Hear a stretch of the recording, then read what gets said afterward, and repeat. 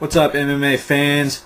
It's your boy back here for UFC 102 predictions. Also, before I get started on those, I'm going to give it up to the Carolina Panthers, celebrating that they're kicking off their season tonight actually, against the Giants. Preseason, but still got to get excited for it. Super Bowl this year. I feel it. Anyways, let's get right into it. First fight on the main card is going to be Brandon Vera versus Krzysztof Sosinski. They're both coming off 2 wins in a row, or actually one win. Brandon's coming off 1 win in a row, and Krzysztof is coming off 2 wins.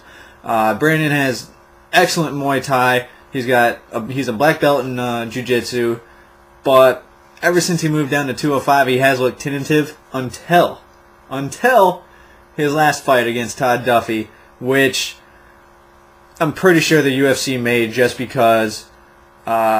get Vera's confidence back, because he is somebody that they can market. He has a good personality. He's got a good image going for him.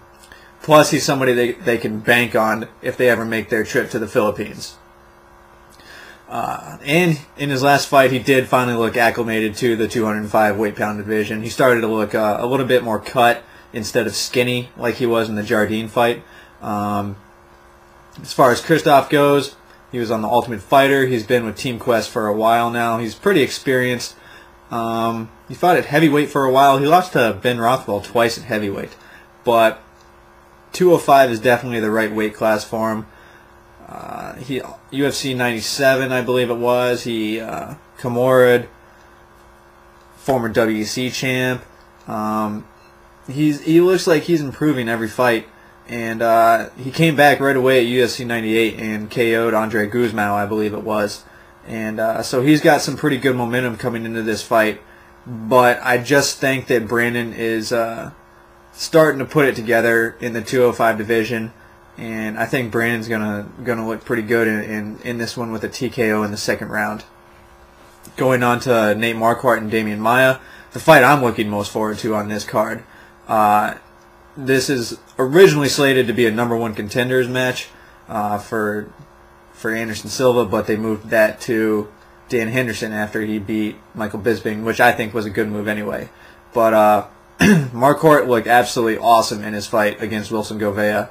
The guy is huge for a 185 division guy. He's a complete fighter. His stand-up is looking better in every fight, and that's really what he was lacking against Anderson Silva, but everybody's lacking that against Anderson Silva. This is the first time. Moving on to Demian Maia. Demian Maia is undefeated. I don't know if that he hasn't been tested yet, but he just has not been pushed to the limit yet. And that's what I'm interested in seeing in this fight, because I think Marquardt is going to push Demian Maia like nobody has pushed him before. Demian Maia choked out Nate Corey pretty easily, and we saw what he did to Chael Sonnen. That was just a horrible matchup, because Chael Sonnen has done horrible against jiu-jitsu guys in the past, and he made Chael Sonnen look like he'd never taken a jiu-jitsu class in his life. But this might be a little bit of an upset to some people, but I'm going to take Marquardt. I think Marquardt is, he's a black belt in jiu-jitsu, but nobody is on the level of Demian Maia as far as jiu-jitsu goes right now. But I think this is going to end in a decision. I'm going to pick Nate Marquardt by unanimous decision. Moving on to a fight that I don't know why is on the main card. Chris Leben versus Jake Rosholt. Leben, he's a brawler. There's really nothing else to him. He's incredibly slow. And all he basically has is a big left hand. I'm not a fan of his game at all. I do accommodate him for the improvements that he has made in his personal life. So I wish him well in that endeavor.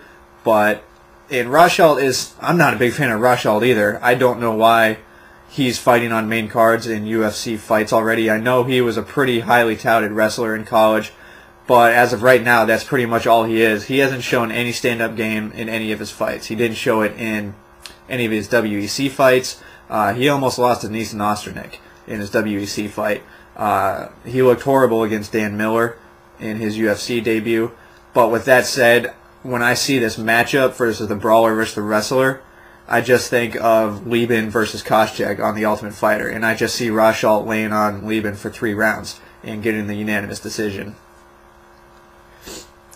Co-main event of the night is going to be Keith Jardine versus Thiago Silva. They're both coming off losses that hurt them both in the standings. Jardine, you know, he's so awkward with his orangutan style and his punches that just come from weird angles. Everybody talks about his kicks, but you can see his kicks coming from a mile away because his feet aren't that fast. You know, he lost that decision to Rampage. He was pretty upset about that. I can understand why, but Rampage did win that fight. Thiago Silva is coming off just a horrible outing against Lyoto Machida. I mean, it didn't look like he prepared for that fight at all. He thought that he was just going to bully Machida around, and Machida just lit him up. Like, it wasn't pretty. With this one, this is a very interesting matchup because I really, both guys are talented in different ways. But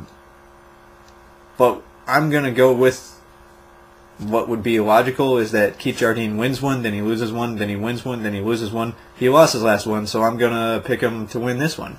So I'm going to say Jardine by decision. Main event of the night is going to be Randy the Natural Couture versus Antonio Minotauro Rodrigo Nogueira. Two former champions, two former legends. They've both been through it all. Nogue is only 32. Randy is 45.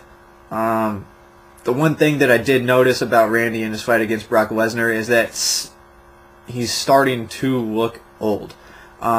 If you look at his fight between Gabriel Gonzaga and Tim Sylvia, and then you take those Randys and look how he looked physically against Brock, he's starting to lose a lot of mass, which happens when you get older. Your bone density decreases, resulting in muscle loss, and you just lose girth. Like, that happens to everybody. And he looked really skinny against Brock, even though I thought he won the first round. Randy's a master game planner, we know that, but he is a wrestler. Nogue is a pretty decent boxer. He outboxed Keith Jardine for all 3 rounds in their fight. Was starting to do well in stand-up against Tim Sylvia as the fight went on. He's a pretty technical boxer, so he throws straight punches. He said he wants to come in around 235 in this fight, which I think is a good weight for him because even in the Frank Mir fight, he just looked horrible because, one, he had that staph infection and he looked overweight and just didn't look prepared for that fight at all. We all know Nogue is a survivor. He's excellent off of his back. He likes to be off his back like a lot of jiu-jitsu guys are, but he's also able to handle himself on his feet. So with that said, this could turn into a stand-up battle because I don't think Randy is going to want to take him down. And if it does, I see it as a toss-up. But if it goes to the ground, I think that Nogue is going to catch him, either armbar or triangle. And I think Nogue is going to submit him in the 3rd round. So there are my picks for UFC 102. Let me know what you think. Subscribe, and I'll get back to you with the next videos. Everybody have a good one. Peace.